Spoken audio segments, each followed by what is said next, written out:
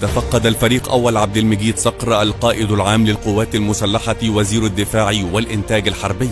إحدى القواعد الجوية، وذلك بحضور الفريق أحمد خليفة رئيس أركان حرب القوات المسلحة وقادة الأفرع الرئيسية وعدد من قادة القوات المسلحة، والذي يأتي في إطار المتابعة الميدانية لوحدات وتشكيلات القوات المسلحة للوقوف على مدى الجاهزية والاستعداد القتالي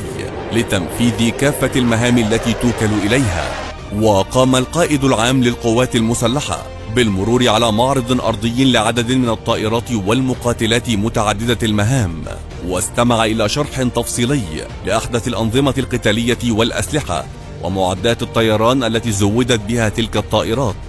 وناقش عددا من الطيارين في أسلوب التخطيط والتنفيذ للمهام المكلفين بها لحماية سماء مصر وتأمين مجالها الجوي تحت مختلف الظروف. كما تابع تنفيذ إقلاع عدد من الطائرات المقاتلة لتنفيذ إحدى المهام التدريبية، والتي أكدت قدرة وكفاءة مقاتلي القوات الجوية على أداء المهام بدقة وكفاءة عالية.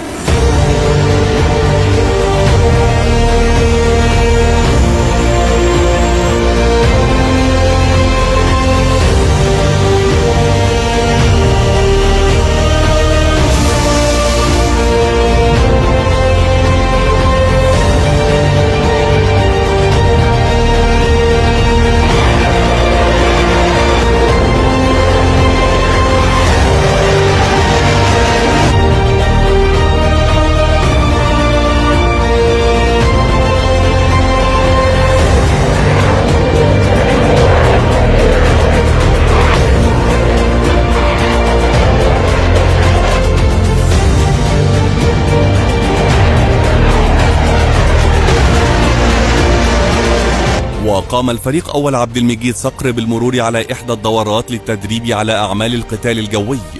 والتي تنفذ بمشاركة مقاتلي القوات الجوية المصرية وعناصر من القوات الجوية للدول الصديقة والشقيقة. ورحب بطيار الدول المشاركة بالدورات التدريبية المختلفة على أرض مصر، مؤكدا حرص القوات المسلحة على دعم آفاق التعاون العسكري وتبادل الخبرات مع جيوش الدول الصديقة والشقيقة. كما تم تنفيذ عدد من الطلعات الجوية التي أظهرت مدى القدرة على تنفيذ عمليات جوية مشتركة.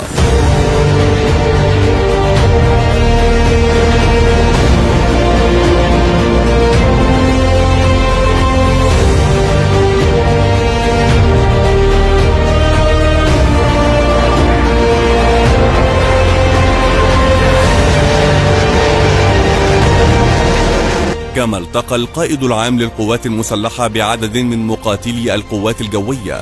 حيث بدأ اللقاء بكلمة الفريق محمود فؤاد عبد الجواد قائد القوات الجوية، أكد خلالها على أن مقاتلي القوات الجوية يمتلكون القدرة على تأمين حدود الدولة والدفاع عن سماء مصر وترابها المقدس في ظل التحديات الراهنة. ونقل الفريق أول عبد المجيد صقر تحيات وتقدير السيد الرئيس عبد الفتاح السيسي رئيس الجمهورية القائد الأعلى للقوات المسلحة لمقاتلي القوات الجوية، مشيرا إلى حرص القيادة العامة للقوات المسلحة على تزويد القوات الجوية بأحدث نظم وأنظمة الطائرات الحديثة وفقا لرؤية استراتيجية للتعامل مع كافة التحديات